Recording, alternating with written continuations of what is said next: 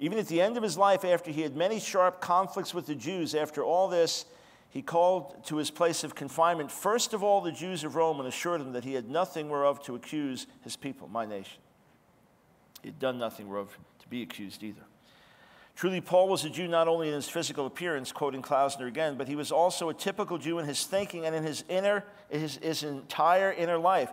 For Saul, Paul was not only a Pharisee, a son of Pharisees, but also one of those disciples of the Tanaim, the great sages of the first 2 centuries of this era, who were brought up on the exegesis of the Torah and did not cease to cherish it to the end of their days. It would be difficult to find more typically Talmudic expositions of Scripture.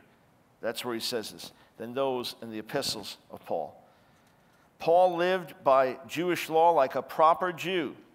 He knew the Old Testament in its Hebrew original and meditated upon it.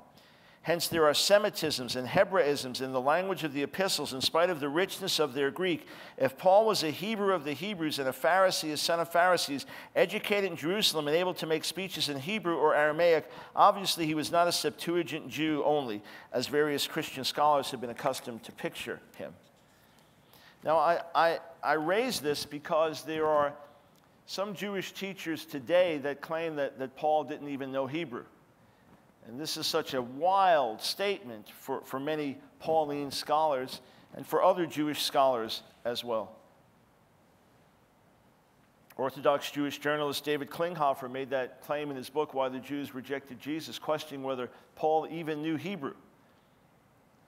Listen to what Alan Siegel wrote, contemporary Jewish professor.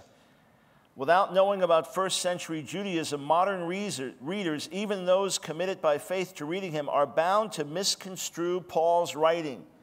Paul is a trained Pharisee who became the apostle to the Gentiles.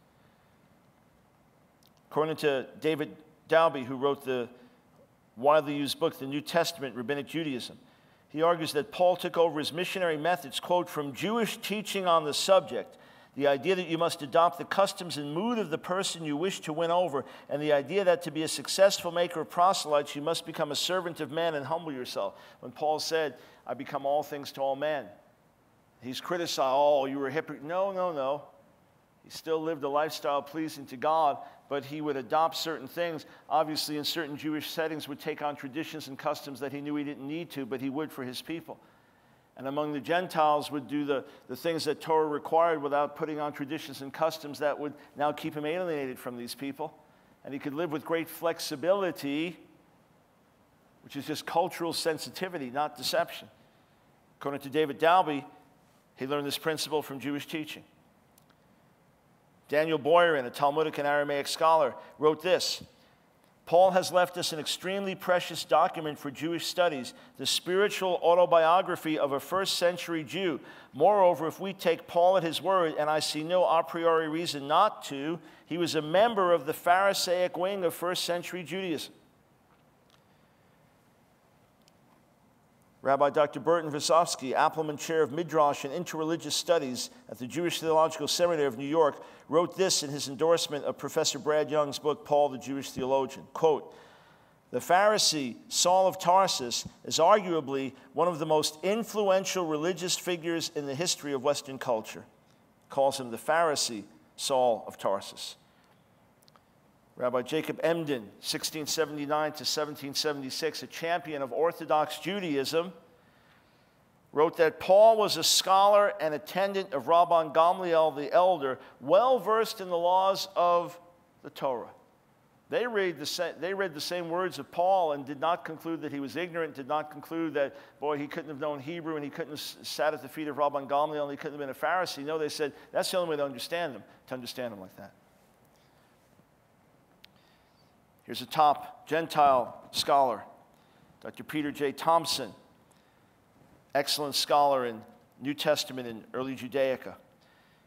Quote, as distinct from Philo, who was a Jewish Greek philosopher, Paul had an openly avowed knowledge of Hebrew and a Pharisaic tradition. Again, as opposed to Philo, Paul does not just draw on the Hebraist Jewish tradition of Midrash, but proves an independent and creative master of the genre.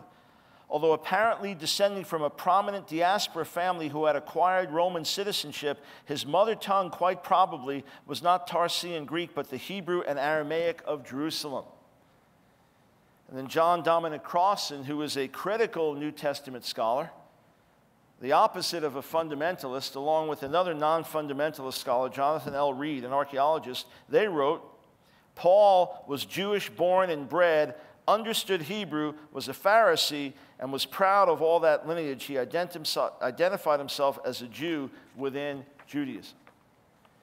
What he is now teaching and saying is that there is a breaking forth of the Messianic era in this world. There is the beginning of the transition period that continues until Messiah comes in the clouds and sets up his kingdom here on the earth. And when Paul would look back in Scripture and see Psalm 32, blessed are they whose transgressions are forgiven, whose sins are covered. Blessed is the man whose sin the Lord will never count against him. He saw those verses as reaching fulfillment in the work of Messiah. This is how to walk in that blessedness that the prophets and psalmists spoke of is now something that is part of our spiritual inheritance. Psalm 130, O Lord, hear my voice. Let your ears be attentive to my cry for mercy. If you, O Lord, kept a record of sins, O Lord, who could stand? But with you there is forgiveness, therefore you are feared. O Israel, put your hope in the Lord, for with the Lord is unfailing love, and with him is full redemption. He himself will redeem Israel from all their sins. This future picture that God will redeem Israel, Paul sees that's what Messiah has done. Saul of Tarsus recognizes that in Messiah's coming into the world, he has now brought redemption to Israel. And it is received by the remnant. It is shared with the Gentile nations. It will ultimately be shared with a multitude that no one could number.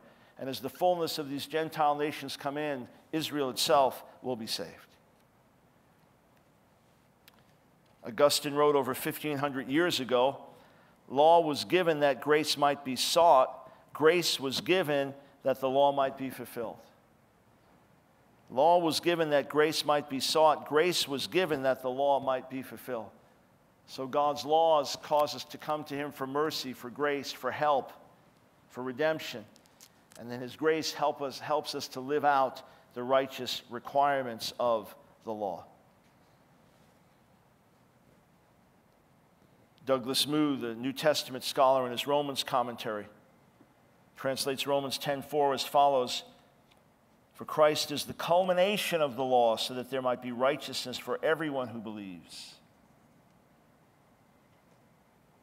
Paul wrote to the Galatians, Galatians 2, I do not set aside the grace of God, for if righteousness could be gained through the law, Messiah died for nothing. Is the law therefore opposed to the promises of God? Absolutely not. For if a law had been given that could impart life, then righteousness would certainly have come by the law.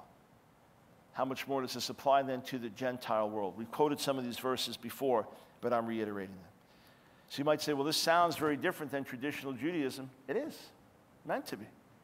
It's considered a messianic faith lived out by life in the Spirit, based on the life-giving principles that Yeshua himself taught and embodied, based on a deeper and new relationship with God, with an intimacy beyond what had come before, with a level of walking in forgiveness and full redemption, something beyond what had come before, with an access to God's presence beyond what had come before, with the glorious promises that God gave to Israel of his glory and power now manifest among his people, now with an open door for Gentiles to come in so that Jew and Gentile together could worship God in truth.